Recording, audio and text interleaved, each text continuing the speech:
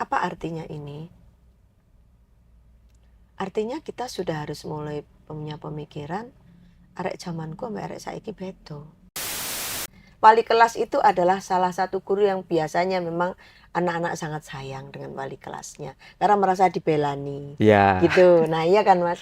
Dengan begitu anak-anak akan menjadi merasa punya orang tua di sekolah. Cari itu. Passionmu apa? Itu bawaan Tuhan tuh passion. Ya. Ketika kalian misalkan menulis gitu atau kuliah tuh kalian betah sampai minimal 4 jam, itu arti itu passionmu.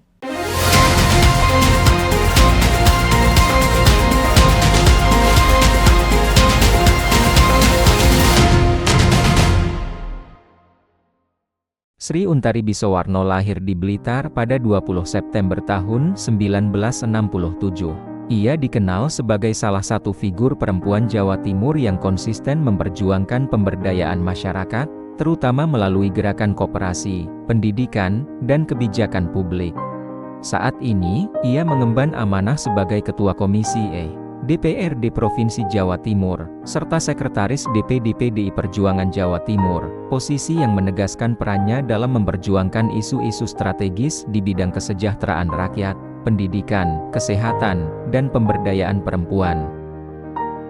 Perjalanan pendidikannya dimulai dari S1 Ilmu Sejarah di Universitas Negeri Malang, kemudian berlanjut ke S2 dan S3 Ilmu Administrasi Publik di Universitas Brawijaya Malang. Latar akademik ini memperkuat kapasitasnya dalam memahami dinamika kebijakan serta tata kelola pemerintahan yang efektif.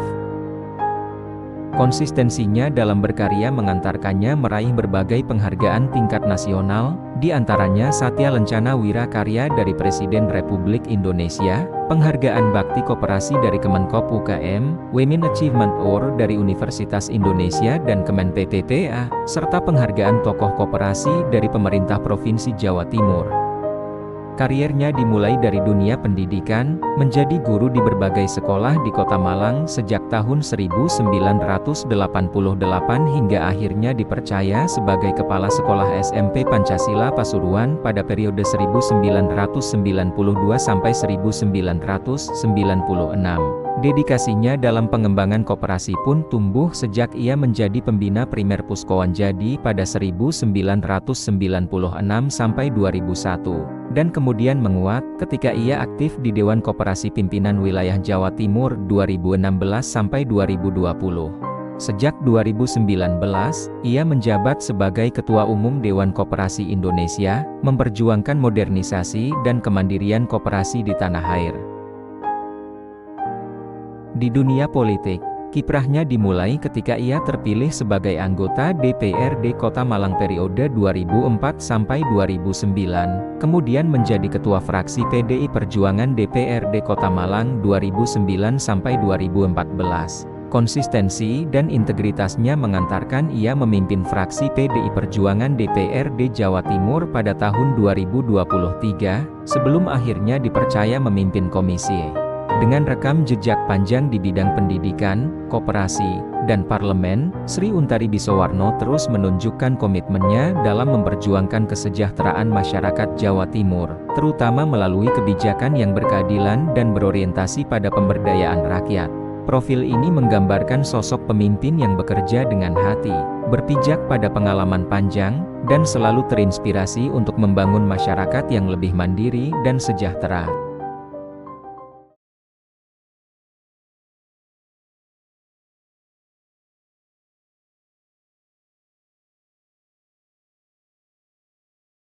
Assalamualaikum warahmatullahi wabarakatuh, Tribuners dan pembaca harian Surya dimanapun berada. Kembali bersama saya Iksan Fauzi, jurnalis harian Surya, dalam program podcast DPRD Jatim Gebrakan Wakil Rakyat. Kali ini saya kedatangan tamu spesial. Beliau adalah Ketua Komisi E DPRD Jatim, Ibu Dr. Sri Untari Bisowarno, Ya. MAP. Beliau juga sudah melalang buana, sudah menjadi anggota DPRD Jatim Mau 3 kali Dua, ini. 3 kali ini ya Bu Iya. ya. 3 kali ini luar biasa. 3 kali itu kalau tidak dekat dengan masyarakat itu rasanya sulit banget ini. Jadi beliau sekarang menjabat sebagai Ketua Komisi E DPRD Jatim yang berkaitan dengan pendidikan, kesehatan, kebencanaan, Perpustakaan, perpustakaan, pokoknya semua yang sosial, berkaitan dengan air mata, air mata masyarakat ya. air mata masyarakat. Ya saya sapa dulu. Selamat datang Bu Untari Nggih, di matur nuwun kantor Mas kami. Iksan. Waalaikumsalam warahmatullahi wabarakatuh. Mas Iksan dan seluruh pemirsa Tribuners semuanya. Sehat ya Bu ya? Sehat alhamdulillah. Alhamdulillah Ya, sehat. karena diundang Tribun jadi sehat. Iya. Alhamdulillah kalau gitu.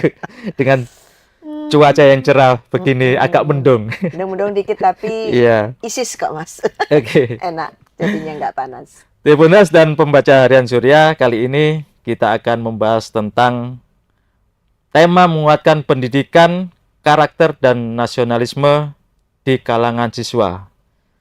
Seperti kita ketahui bahwa pendidikan kita, pendidikan karakter kita masih membutuhkan semangat dan kerja keras yang tinggi ya Bu ya. Iya. Apalagi kasus-kasus bullying, kasus-kasus perundungan di sekolah itu seperti Marah. gunung es yang semakin kesini semakin banyak dan semakin viral. Terakhir adalah kemarin di Sukun ada seorang siswi juga mendapatkan perundungan oleh 3 siswa, oleh 3 siswi temannya, dan itu juga viral. Tentunya hal-hal seperti ini harus diluruskan. Bagaimana pendidikan karakter kita bisa mengena pada siswa, bisa mengena pada keluarga. Harapannya mereka ke depan bisa menjadi manusia yang bermartabat tentunya. Seperti itu ya Bu ya. Ya. Dan generasi muda adalah harapan bangsa, mereka adalah ke depan menjadi pemimpin bangsa. Nah, kali ini Bu Sri Untari akan menjelaskan panjang lebar tentang bagaimana pendidikan karakter dan hubungannya dengan nasionalisme. Baik, Bu Sri Untari, bagaimana pandangan Ibu terhadap pentingnya pendidikan karakter dan sistem pendidikan daerah, terutama di Jawa Timur? Apakah sudah mencerminkan atau ada perbaikan yang lebih, Bu? Oke. Terima kasih Mas Iksan dan semua Tribuners di Jawa Timur dan mungkin se-Indonesia ya. Ya. Sedangkan juga dilihat se-Indonesia. Jadi saya prolog dulu ya Mas. Ya, Sebelum monggo, kita Bu. masuk ke sana bahwa saya ini kan suka belajar tentang banyak hal. Ya, Salah satunya itu belajar tentang alam semesta begitu melalui ilmu-ilmu yang berkaitan dengan bagaimana melihat alam itu dari sisi ilmu Jawa maupun ilmu Timur maupun ilmu Barat. Kalau ilmu Oke. Barat itu astrologi itu alam astrologi. semestanya. Dan kemudian kalau ilmu Jawa itu bagaimana Pranoto Mongso dan berbagai kitab-kitab yang sudah dituliskan oleh para leluhur kita dulu. Saya sering membaca itu karena dulu saya punya background orang sejarah. S1 saya jurusan sejarah. Jadi kami juga ada materi mata kuliah berkaitan dengan pengaruh alam pada sejarah. Itu ada. Sehingga saya pada saat waktu masih kecil melihat ibu saya memegang primbon begitu, betal jemur gitu. Iya, iya, iya. Saya membaca, apa sih ini wandel gitu kan, kandel banget. Moco itu nggak ngerti gitu ya. Buku primbon itu ya. Karena nggak, terus cuman dalam tata cara pelaksanaannya itu kan ibu dari nenek itu selalu kalau mau melakukan apa-apa dihitung. Oke. Hitung ini arep mantu, arep pindahan, arep nikahan, arep selamatan apa dihitung ben selamat. Terus kemudian ibu juga sering selamatan terus yang untuk nyapa tuh Bu kok selamatan ben selamat Nduk gitu. Nah, ini kaitannya apa dengan ini tadi? Yang saya pelajari hari ini. Ini nanti masuk ke dunia kita. Ya. Tetapi kita ini hidup tidak terlepas dari alam semesta kita. Kita hidup di bumi pertama ya. Hidup di tanah Indonesia, di tanah Jawa Timur, Pulau Jawa, buminya Indonesia. Kemudian bumi dan galaksinya adalah Bima Sakti. Oke. Nah, galaksi Bima Sakti itu ada Meve Buma Yusaunep, Merkurius, Venus, Bumi, Mars, Jupiter, Saturnus, Uranus, Pluto, gitu ta, Meve Buma. Posisi hari ini Bumi itu sedang berdekatan dengan planet Mars. Oke. Ini yang saya pelajari dari astrologi. Nah, karakter Mars itu keras, pemarah, jaluknya perang. Nah, energi Mars yang berdekatan dengan Bumi ini terpancar karena berdasarkan hukum energi, seluruhnya ini adalah energi. Kita ini saling memancar. Iya. Saya dan jenengan, saya mengeluarkan energi, nyerap energi jenengan, jenengan ya nyerap energi saya. Nah, inilah basically-nya kondisi hari ini.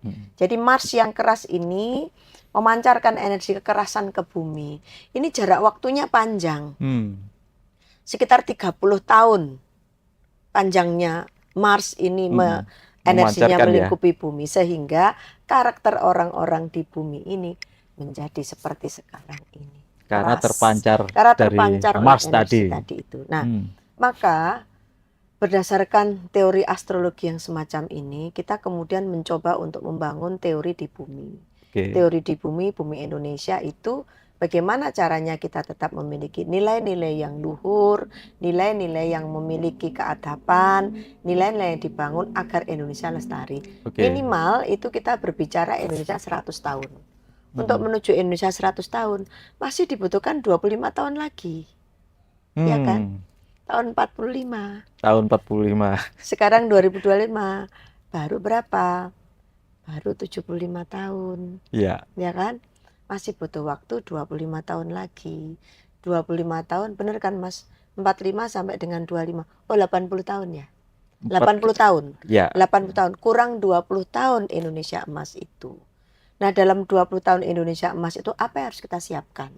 Ya. Kan gitu kan? Ya, ya. Yang disiapkan adalah anak-anak kita di generasi Alpha dan Z. M aja udah milenial, sudah jenengan milenial. Ya. Aku X saiki, gitu kan? Sekarang Alpha, Z, M sudah nanti di 20 tahun lagi generasi milenial udah selesai ya. Ya, ya. Usianya 50 tahun lebih, belum 60 tahun. Tapi Alpha dan Z ini yang sekarang di usia-usia nanti di 30 tahun, 40 tahun di pada saat Indonesia emas itu. Tapi untuk menuju ke sana, bagaimana supaya Indonesia ini tetap ada, tetap lestari? Karena berdasarkan keinginan founding fathers kita bahwa kita merdeka selama-lamanya.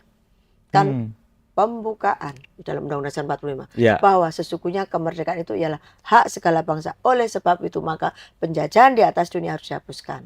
Karena tidak sesuai dengan pri kemanusiaan dan pri keadilan, gitu kan?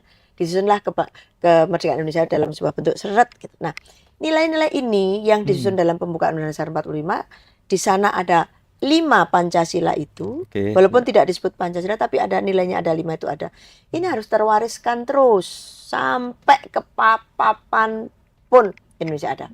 Nah, untuk bisa mewariskan ini sampai Indonesia kapanpun ada dibutuhkan sistem. Dibutuhkan sebuah proses, dibutuhkan SDM untuk sampai di sana.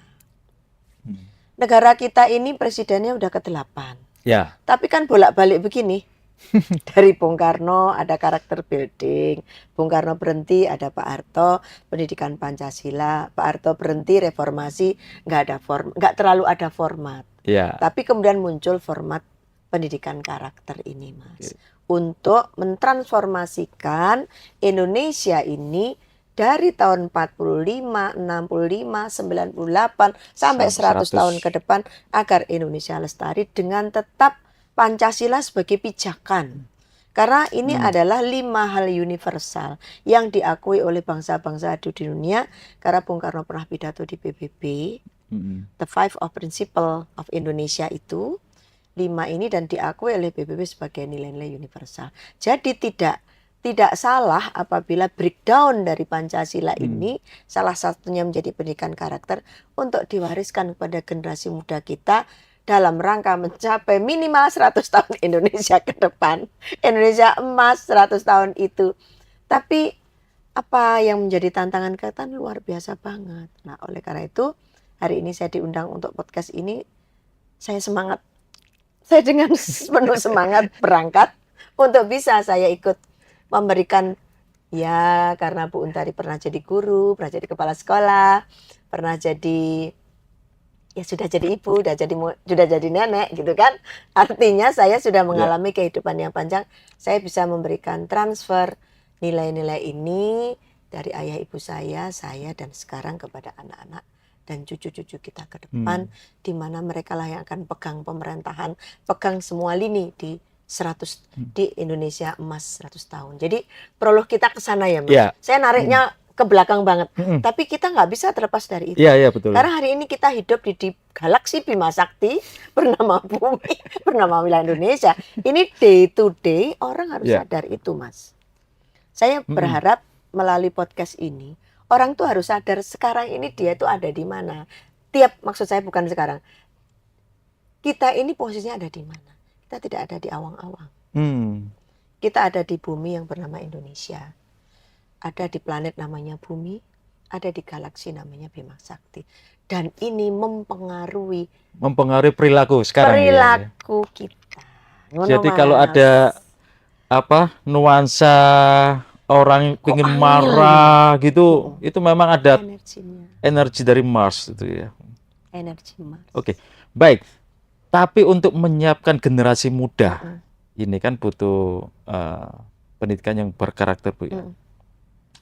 Lah, bagaimana untuk mengantisipasi supaya anak-anak kita, anak-anak didik kita itu mampu menyerap pendidikan karakter ini? Oke. Jadi tadi saya bilang perlu sistem. Perlu sistem, oke. Perlu SDM. Oke. Perlu role model. Jadi sistem, SDM, role model. Tiga ini udah ada kan, Bu ya? Yang belum ada, yang biasa dibilang ada role modelnya. Role model, oke. Sistem ada. Dari siapa ini role modelnya nih?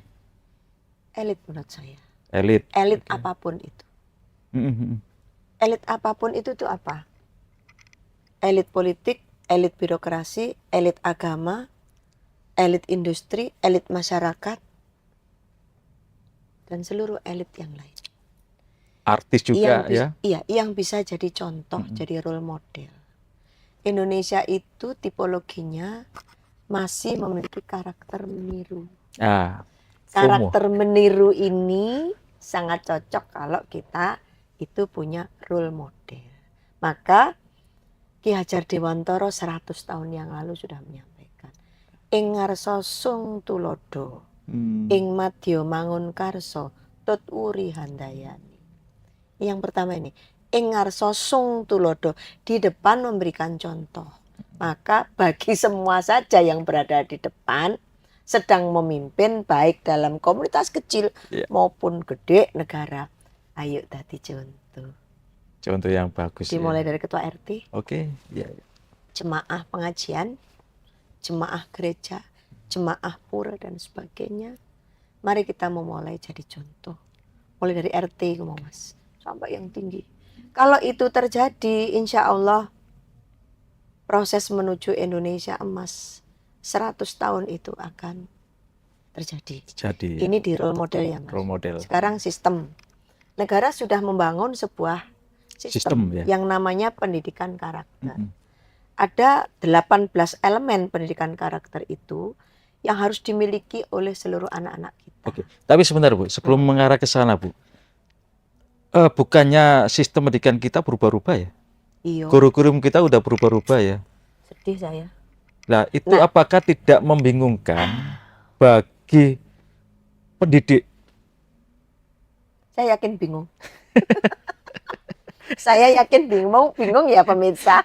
Ini role model belum ada. Role model sistem berubah-ubah. Sistem berubah-ubah. Terus satunya SDM kita benar nggak udah mampu? Proses belum. Jadi Mas, pertanyaanmu mau sistem pendidikan kok berubah-ubah? Saya pun sebagai pelaku pendidikan yo bingung. Pemirsa. Tapi benar kan, Bu ya? Berubah-ubah ya? Tiap ganti sekarang menteri berubah zaman gitu ya? saya namanya tes diagnostik. Iya.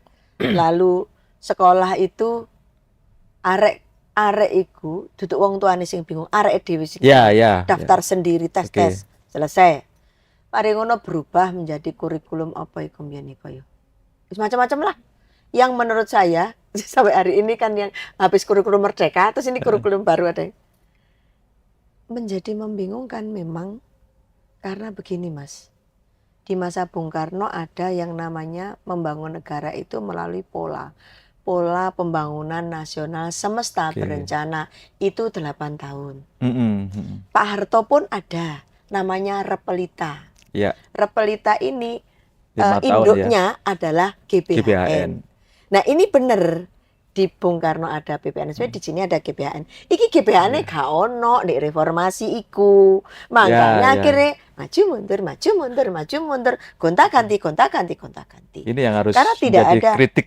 Menurut saya, para bapak ibu semua orang-orang cerdas cerdik pandai Indonesia, ya ayo kita itu membikin kembali garis-garis besar haluan negara. Ibu Ketua Umum kami Bu Mega itu sudah mengingatkan itu tahun 2019. Iya. Maka beliau memandatkan kepada teman DPR RI untuk mengubah satu pasal saja. Pasal apa itu? Memberikan kewenangan pada MPR untuk membuat GBHN. Tapi sampai hari ini kan itu tidak terjadi. Kenapa? Oke. Karena mau ada yang nunut-nunut ikut ngubah. Akhirnya nggak jadilah Mas. Nah maka sekarang ini kalau semudah-mudahan ini didengar banyak orang ya. Ya. Kita berharap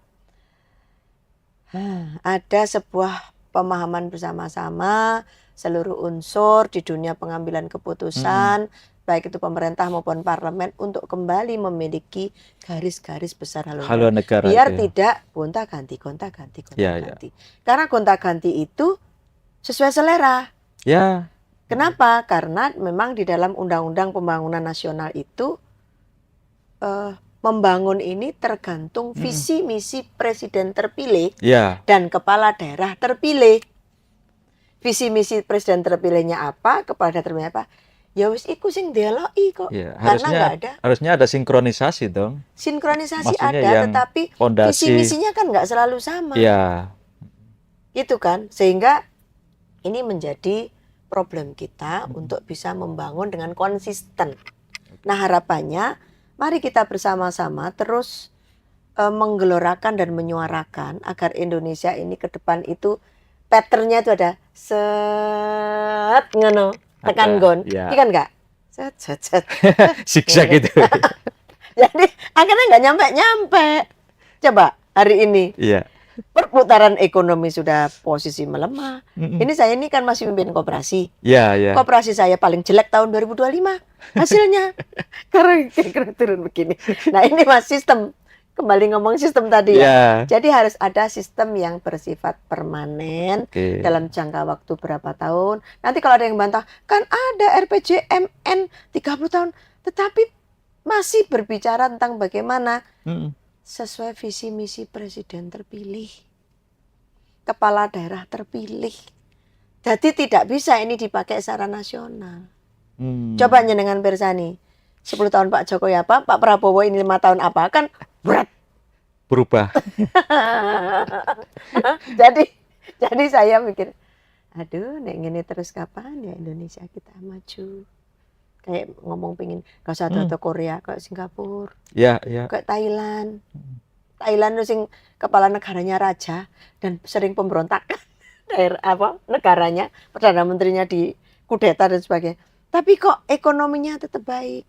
Sekarang yang lagi mau jadi nyalip kita Vietnam. Oke. That's why.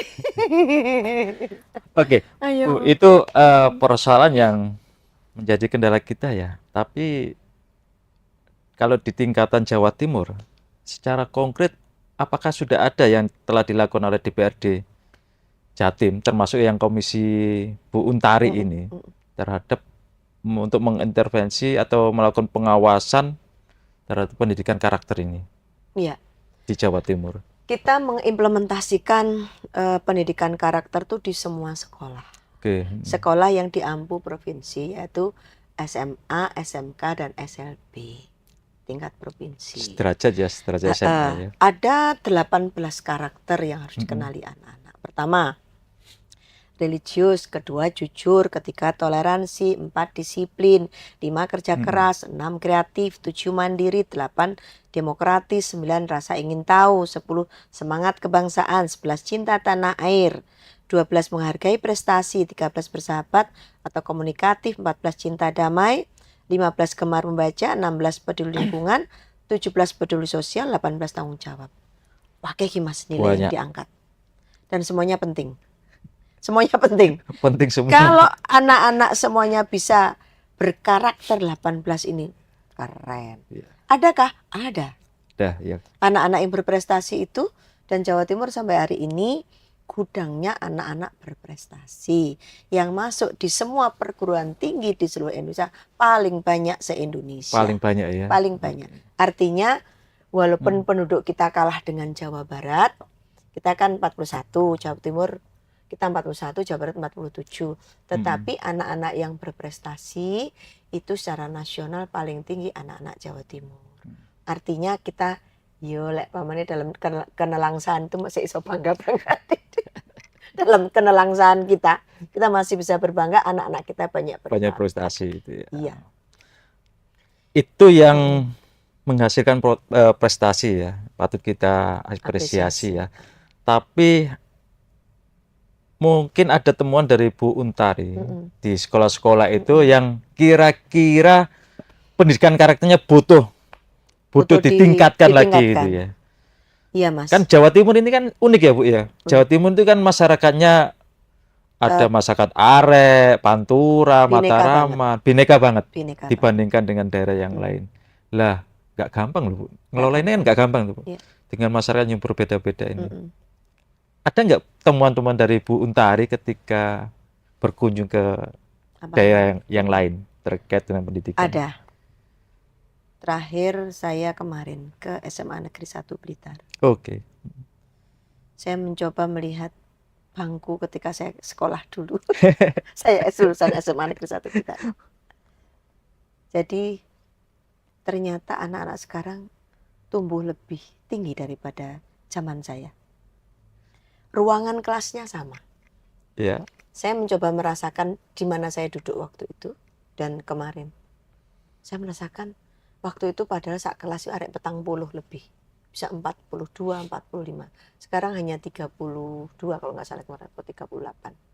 Itu sesak gitu. Sesak. Sesak pertama adalah adanya tambahan kayak podium, bukan kayak panggung kecil di depan, sehingga mepet. Sesak kedua, saya melihat anak-anak sekarang lebih besar, lebih tinggi dibandingkan di masa saya. Apa artinya ini? Artinya kita sudah harus mulai punya pemikiran arek zamanku sama arek saiki beda.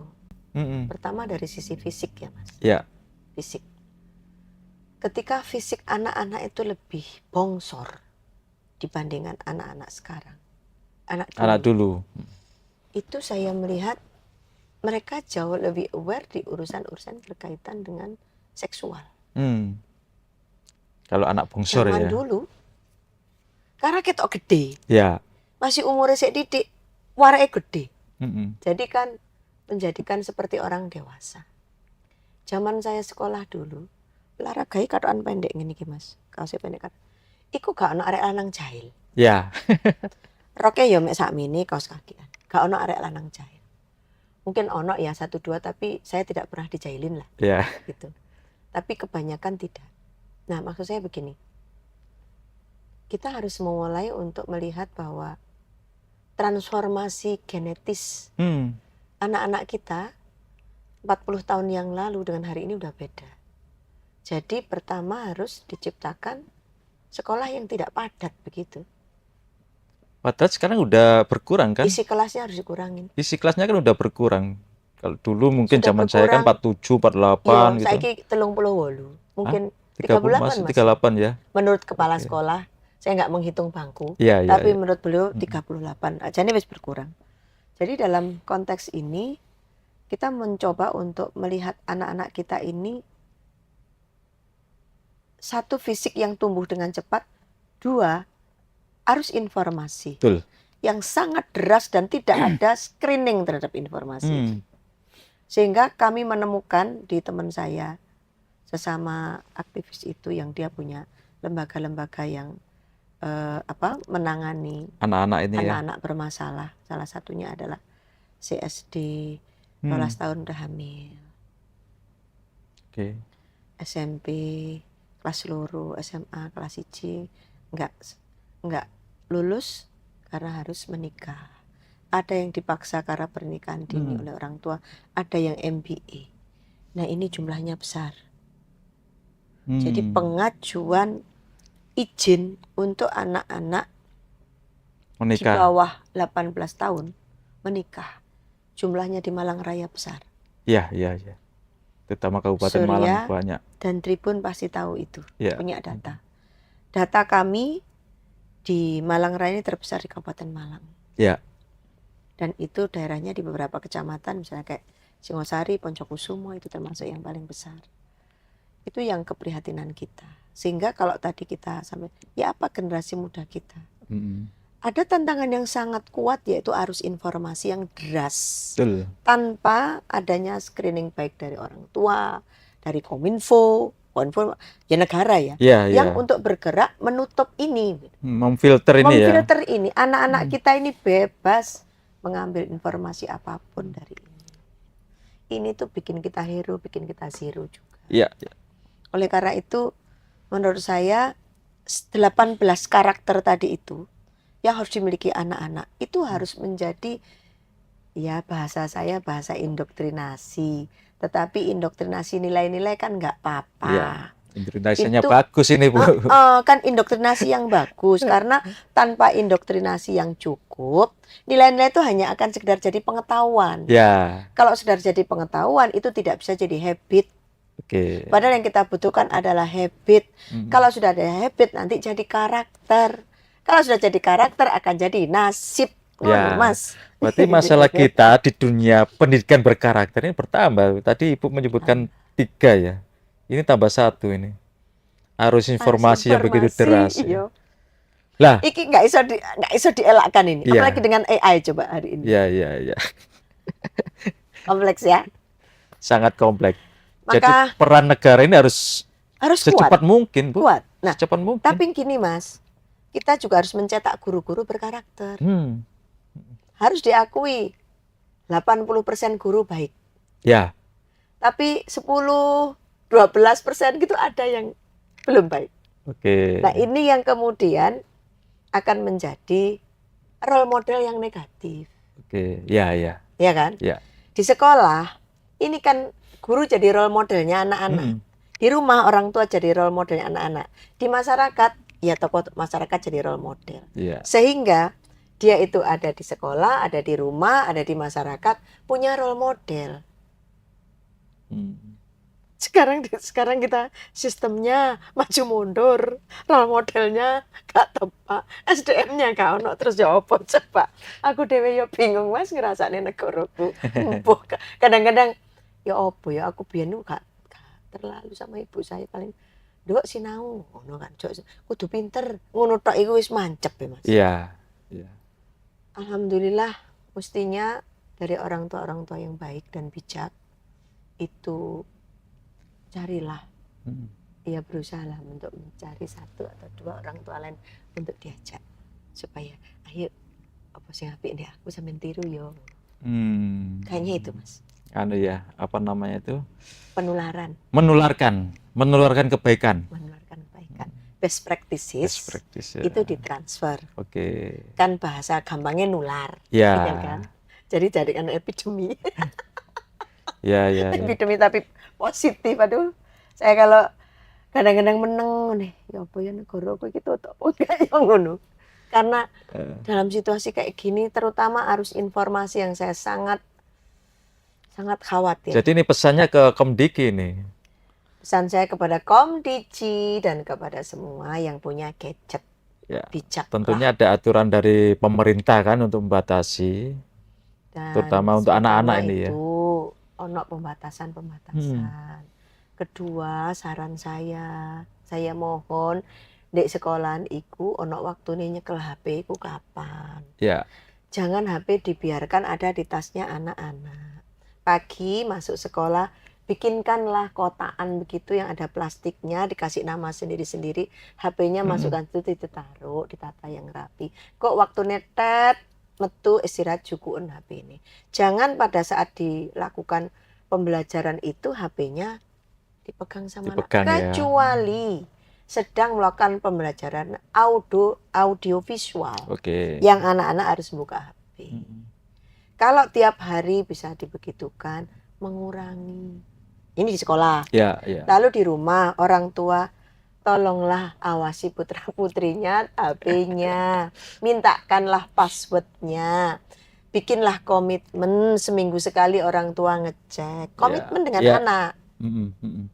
Jangan dibiarin anak membuka sendiri tanpa ada komitmen. Papa sama mama minta komitmen ya nak, seminggu sekali papa mau. Loh nanti kan pasti passwordnya dirubah. Orang apa-apa kan ketok jejak. Ya. Untuk itu orang tua harus ngerti. Harus tahu. Harus mengawasi, bentuk pengawasan kan. Iya. Kalau Ibu Untari sendiri melihat itu dilakukan nggak oleh kebanyakan orang tua kita? Atau ya harapannya seperti apa? Kalau orang tua-tua sejaman saya kayaknya melakukan itu. Tapi yang mama-mama muda ini seneng tiktokan. Nah. Jadi anak itu jarno ae browsing terus goleki platform-platform media apapun untuk dia sendiri seneng. Mungkin kayaknya gini Mas, ini perlu mungkin saya titipkan ya. Zaman saya dulu begitu menikah itu koyok wis mengerti ngono arti pernikahan. Jadi harus membatasi hubungan dengan laki-laki lain, harus mengerti orang tua, harus menjadi ibu. Lah saiki kok koyok gak pati ngono ya. Iku sing aku bingung. Mungkin juga ini penting bagi orang tua yang mau menikahkan anaknya. Bekalilah dengan pengetahuan itu. Kowe wis dadi ibu mari ngene. Kowe wis dadi bapak. Dadi bapak harus gimana sih nak? Ini. Jadi ibu harus gimana? Ini. Ya. Itu termasuk karakter ya. Lagunya dangdut zaman dulu ada. Bersiap-siaplah engkau untuk menjadi seorang ibu dan seorang ayah. Ini lagu zaman saiki gak ono. Onoe ya. Iya. Ngejak ngopi. Bu,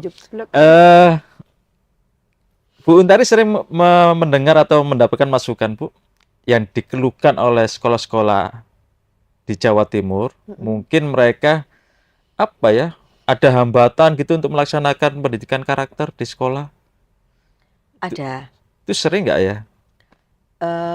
Jadi kalau misalkan sedang diajarkan secara teori, makanya tadi saya bilang gurunya juga harus sudah melaksanakan terlebih dulu. Ya, dia harus menerapkan ya. Di masa yang lalu PMO-nya peribahasnya guru digugulan ditiru.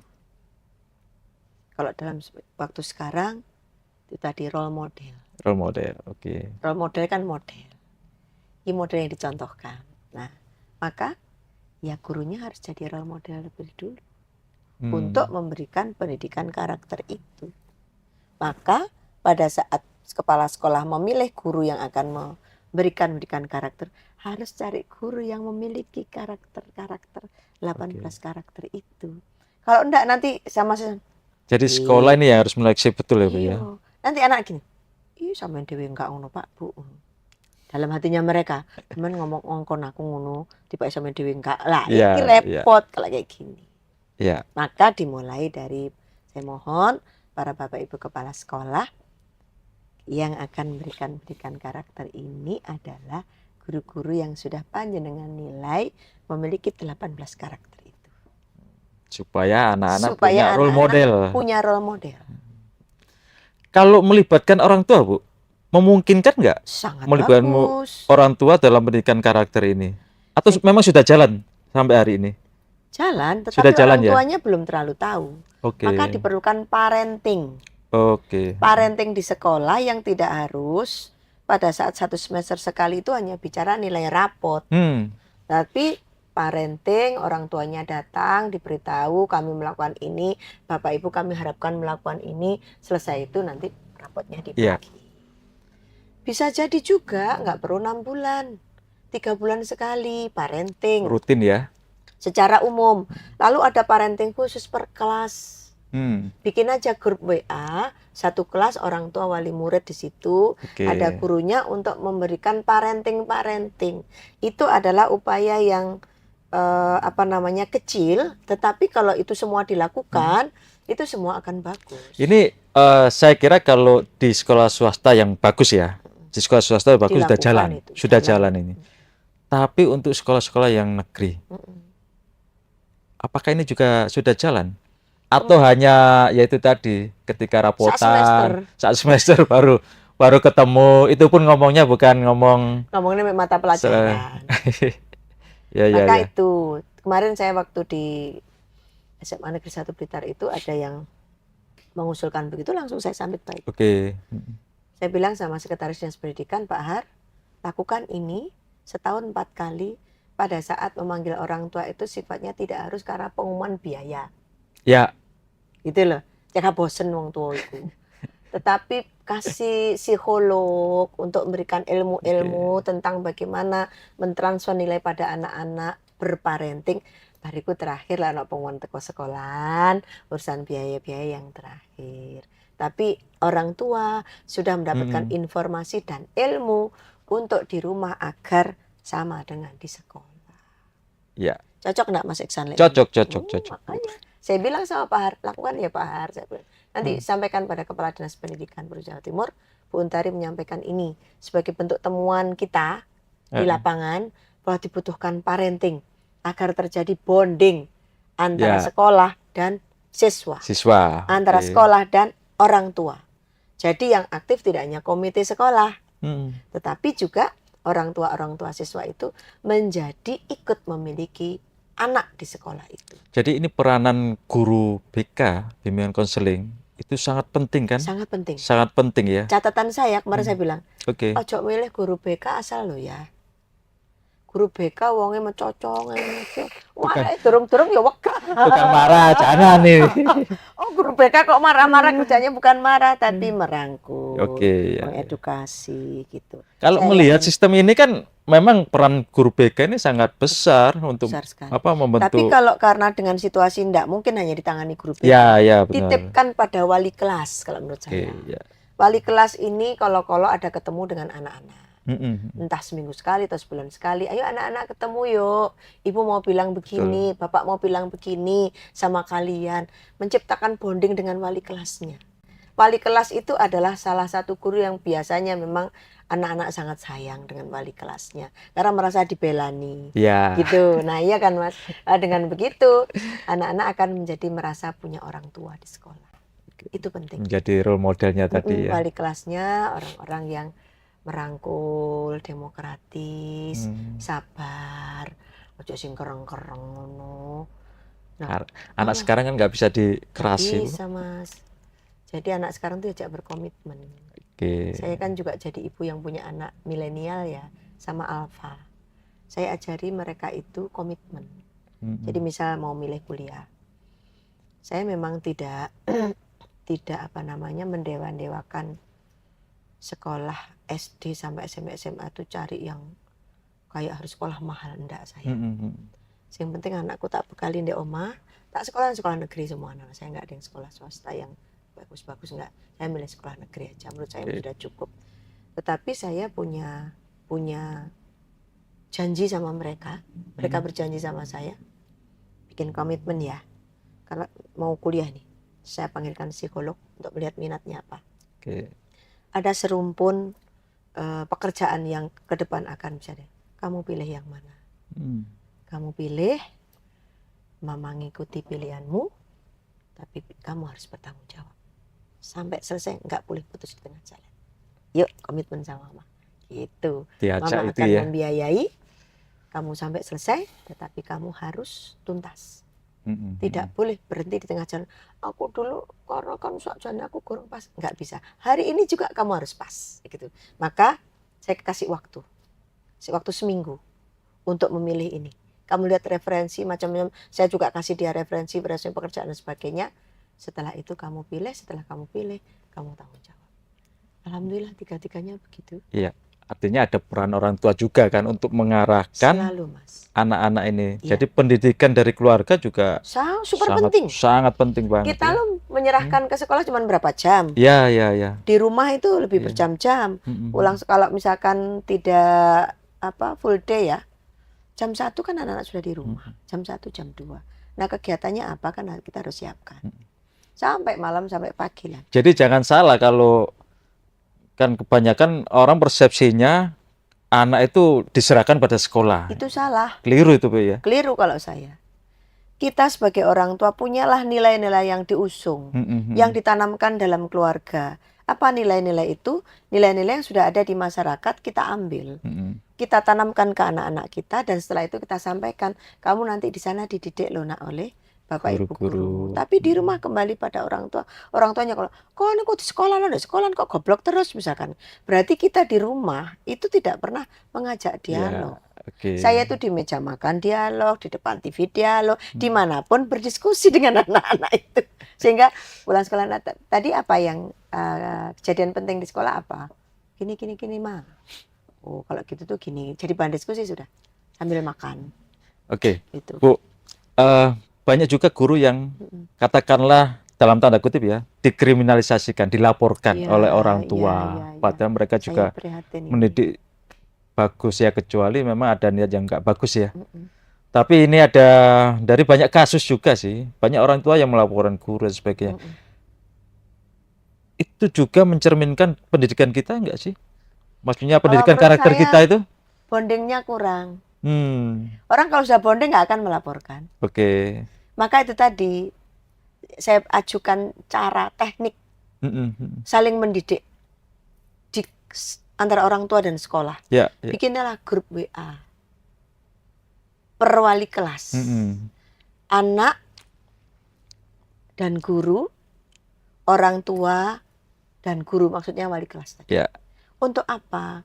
Untuk bertanya, untuk kemudian menjawab, untuk menyampaikan anak saya kok begini misal.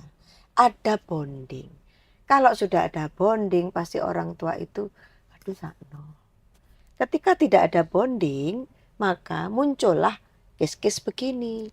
Karena menurut saya itu dua Mas aspeknya. Dari aspek orang tua yang kurang bonding dengan guru.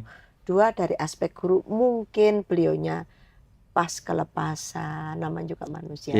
Guru juga manusia biasa, bukan dewa. Bukan orang yang tidak bisa salah.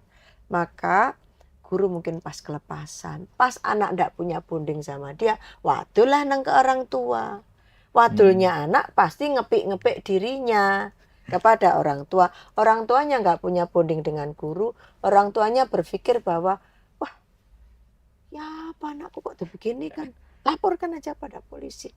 Lah, pihak kepolisian harapan saya ya jangan cepatlah menerima laporan. Dikonfirmasi dulu. Harus bijak juga ya, ya. Bijak, apalagi di urusan pendidikan. Kalau seperti ini guru takut mengajar. Kalau perlu nggak perlu sampai kasus hukum lah ya. Iyalah, diselesaikan saja di sekolah baik-baik. Pasti urusan mungkin gurunya kelepasan ngomong atau tangannya agak apa ya, mungkin ya, atau jewit, kamu kok nakal sih nak, misal gitu. Tapi anaknya bisa jadi anaknya lebay, atau gurunya yang lebay. Kan semua harus dilihat. Faktornya tidak bisa di global begitu. Wah gurunya sih salah, anak salah. Enggak. Maka kata kuncinya Mas, berulang-ulang saya sampaikan, bangunlah bonding. Siswa, guru, orang tua. Siswa, guru, orang tua. Bangunlah bonding ini. Kalau sudah terbangun bonding ini, nggak akan yang namanya. Saya pernah jadi kepala sekolah Mas. Lek dino Senin dulu di SMP Pancasila Pasuruan. Selesai upacara, saya melakukan pemeriksaan. Meriksa kuku dan tas. Yang kelas 3. Kelas 3 waktu ada 3 kelas. Kelas 3 A, B, C. Wali kelas saya bilang saya mau inspeksi. Tangan dulu. Tangan, kuku nanduk sing dawa Mas. Saya udah bawa potongan kuku. Buat apa ini nak? Kukunya panjang. Ibu potong ya. Saya tak potong. Duk, duk, duk, duk. Nanti ibu mau bilang sama orang tuamu, kukunya kepanjangan. Khawatir nanti patah. Kalau patah itu sakit. Kalau sakit nanti bikin kamu sakit kan. Oh ibu, kuku saya lama bu. Lah iya, biar nggak sakit ya. Tapi saya juga ngomong ke orang tuanya. Jadi begitu mestinya memang. Lalu meriksa tas mereka. Mm. Coba mana tasnya, ayo. Nah, apa ini kok bawa PMS loh? Ya. Bu nanti kalau pulang itu mau ini, mau ke tempatnya teman, mau ini. Sekarang ibu simpan dulu ya. Nanti kalau mau ambil di ruangannya ibu ya, di ruang kepala sekolah aku nih. Mana ada yang berani? Nggak pernah itu dikomplain sama wali muridnya. Iya, iya. Kalau ngambil rapot, Bu, Rian nih anu nggih, napa? Iya, kukunya panjang ih. Nanti kalau ngena ikan cane ya apa? Atau ngena mripate dewi ya. Saya bilang gitu. Nggih, Pan. Itu bonding, Mas. Iya, artinya harus disampaikan dengan bahasa-bahasa yang apa Bahasa namanya kasih tidak menyakiti. sayang. Ya. Bahasa kasih sayang. Bahasa kasih Anggaplah anak-anak itu adalah anak-anak kita Iya, kalau iya. di sekolah. Mm-mm. Lewis dianggap anak-anak kita.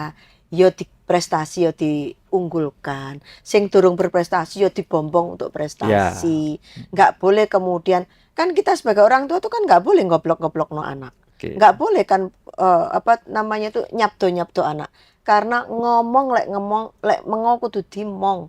Karena sebenarnya energi kita ini, apa yang kita omongkan itu wujud. Ini bahasa spiritual sudah. Ya, ya. Jadi orang tua harus hati-hati, apalagi orang tua perempuan. Ojo nyapto anak, kok niku kayak ngono terus jadi gelandangan misalkan.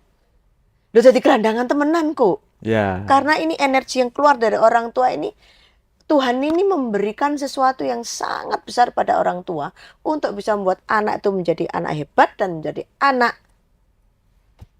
bejat. Tergantung orang tua. Ya, semoga anak-anak didik kita menjadi anak-anak yang baik ya. Maka harus berhati-hati jadi orang tua. Terutama ininya, jaga betul. Waduh, ngamuk gitu ya. Sayang, yang ini maunya sayang daripada dipisui. Sayang anakku ganteng, toh sayang anakku cantik. Ya Allah, kok pinter men ya iki ngono karena cewek-cewek titik ngono. Kan anaknya nggak akan merasa sakit. Ya. Iya, mama paling ngono. Tapi mohon maaf ya. Goblok. Mana? Dia akan makdes gini. Ya. Di makdes itu loh, Mas. Di alam bawah sadarnya mencatat. Luka jiwa jauh lebih lama menyembuhkan dibandingkan luka keiris di kulit. Ya. Luka jiwa, luka psikis. Dan Dia itu akan harus dijaga ya. Harus jaga. Dia Orang akan tua harus- mencatat orang tuaku kok gini ya sama saya. Ya. Jaga betul jadi orang tua untuk lebih bagus. Jadi menyiapkan Indonesia Emas 18 karakter, it's Harus okay. dilakukan. Tapi masih harus dengan guru yang memiliki jadi role model. Oke. Lalu kemudian orang tua yang diajak bonding. Kemudian ketiganya sistem pendidikan kita yang jangan molah-malih. Kalau tidak molah-malih ya insya Allah Indonesia Emas terjadi dengan baik. Dengan cepat juga. Kalau cepat enggak cepat Mas. Karena butuh 20 tahun untuk 20 menuju tahun 100 lagi ya. kan. Tetapi penyiapannya lebih cepat. Oke. Sehingga tidak kemudian baru tahun 2145 tahun 2045 baru itu akan terwujud. Media menjadi salah satu yang Ya, betul. berkontribusi positif untuk itu. Bu, menurut Bu Untari, seorang pelajar yang memiliki karakter dan nasionalis seperti apa sih, Bu? Ini supaya kita mengedukasi ya, kita mengedukasi pada teman-teman kita, adik-adik kita di sekolah. Saya menemukan 2 cewek cantik, anak pinter dari lulusan Duta Pancasila Oke. di Kabupaten Malang. 2025 ini. 2024 mereka dan 2022. Karena sekarang anak-anak ini sudah bekerja di sebuah institusi, satunya lagi S3 fast track Mas. Umur selawe tahun, umur 23 tahun dia sudah menempuh S3. Saya appreciate banget dengan anak ini.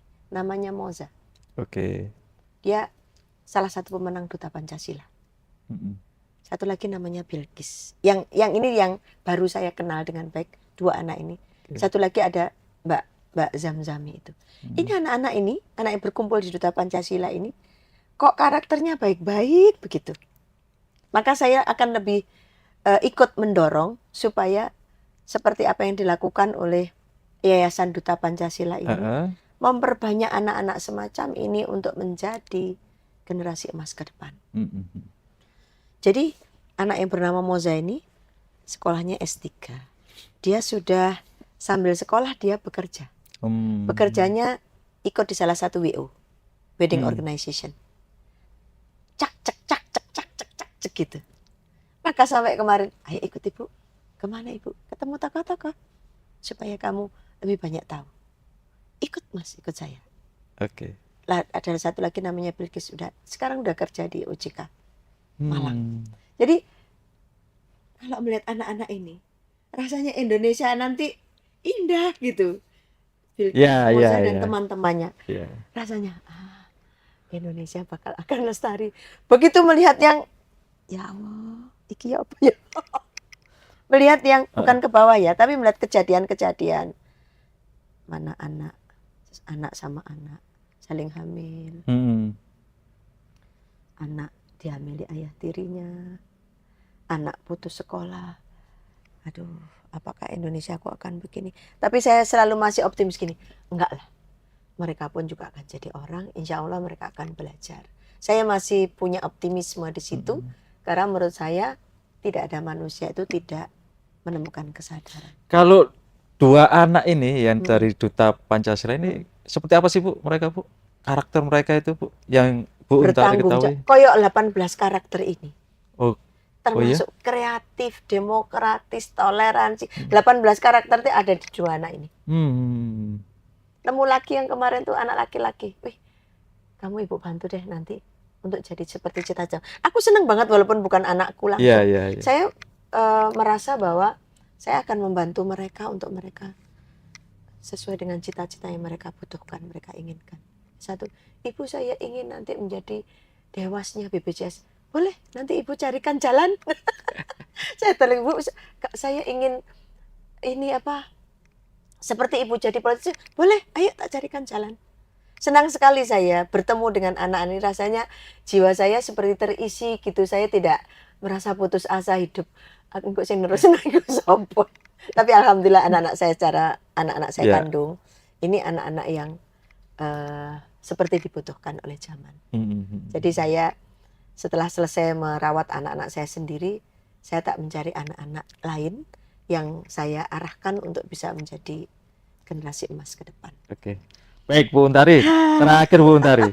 Jadi pesan Bu Untari selaku Ketua Komisi E DPRD Jawa Timur dan selaku politisi, selaku orang tua, selaku organisatoris, gitu kan, orang yang aktif di organisasi, kepada masyarakat Jawa Timur, apa Bu pesan Bu Untari dalam membangun atau meningkatkan pendidikan karakter di masyarakat kita, terutama Jawa Timur? Yang pertama untuk anak-anakku sekalian, be the best, tapi be yourself. Ya, jadilah yang terbaik, tapi jadi dirimu sendiri. Basically-nya apa? 18 karakter itu kalian pakai. Basically-nya. Yang induknya dari Pancasila. Jadi maka untuk menjadi generasi muda yang memiliki nasionalisme yang kuat, itu harus memiliki nilai-nilai Pancasila yang dipegang. Nah, nilai-nilai Pancasila ini kalian bisa ambil dalam 18 karakter itu. Kemudian untuk be the best, kalian harus berprestasi. Masa muda itu hanya sebentar, maksimal sampai umur 30 tahun. Setelah itu pasti menikah. Maka di usia kalian SD, kalau ini pasti ya, kelas 1 sampai kelas 6 SD itu orang tua masih sangat ikut campur. Kalian lulus SD sampai nanti kalian kuliah, teruslah berselancar mencari pengetahuan, mencari role model. Tapi yang positif ya Pak, role modelnya jangan yang kemudian jadi teroris kayak gitu-gitulah, jangan. Kemudian yang ketiga, siapkan diri kalian untuk menjadi orang dewasa. Ini untuk anak-anakku sekalian, maka nilai-nilai luhur yang ada di bumi kita ini ambil dan camkan. Tapi jangan lupa, kalian punya bawaan dari Tuhan, cari itu. passionmu apa? Itu bawaan Tuhan tuh passion. Ya. Ketika kalian misalkan menulis gitu atau kuliah tuh kalian betah sampai minimal 4 jam, itu passionmu.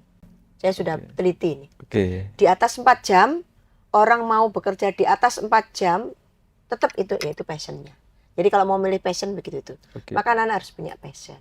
Kepada para orang tua, mari kita menjadi orang tua yang bijak. Orang tua yang bijak itu satu, berpengetahuan. Sekarang mudah sekali untuk dapat pengetahuan, banyak buku, banyak TV, banyak media. Yang kedua, jadilah role model bagi anak-anak kita di rumah. Itu sangat penting. Untuk jadi role model, jagalah kata-kata kita. Supaya yang keluar adalah kata-kata yang baik saja. Jangan pernah keluar kata-kata buruk. Kemudian yang ketiga, kalau bertengkar sama suami, sama istri, masuklah kamar. Jangan di depan anak-anak. Anak-anak biar nggak stres. Sehingga yang keempat, fasilitasilah anak-anak kita untuk mencapai tujuan hidupnya sampai selesai. Karena itulah tugas kita sebagai orang tua. Kepada sekolah, Bapak Ibu guru, jadilah role model di sekolah. Kalau kita mau mengajarkan pendidikan karakter, kita dulu harus berkarakter itu. Kita jangan hanya bisa jargoni, so ngajar kayak so ngelakoni. Tapi harus bisa betul-betul menjadi role model bagi anak. Untuk seperti itu, mohon bersabar. Karena anak-anak kita ini macam-macam. Jadi mari kita menjadi Bapak Ibu guru yang sabar, yang telaten, yang amanah, yang akhirnya bisa jadi role model bagi anak-anak. Untuk sistem, mohon pada Pak Presiden dan seluruh elit di pusat, jangan dikontak-ganti. Biar kita ini terus jalan begitu tanpa kurikulumnya sekarang begini, besok begini, besok begitu. Kasihan guru-guru yang mengerjakannya. Kalau anak-anak sih hal baru. Tapi guru-guru ini kan terus bekerja di dunia pendidikan ini, akan mengalami kurikulum ini. Kalau bisa mari kita membangun kurikulum, bukan sentralistik, tetapi yang ada arahnya gitu. Sebutannya pun monggo mau berubah, tetapi dasar kurikulumnya itu seperti itu. Itu yang bisa saya pesankan, termasuk pesan pada diri saya sendiri. Saya akan berusaha untuk selalu jadi wakil rakyat yang mendengar aspirasi masyarakat apa, dan dari aspirasi itu saya akan selalu perjuangkan di tempat di mana saya ditugaskan oleh PDI Perjuangan. Terima kasih. Be yourself, be the best. Terima kasih Bu Untari, Tribuners dan pembaca Harian Surya dimanapun berada.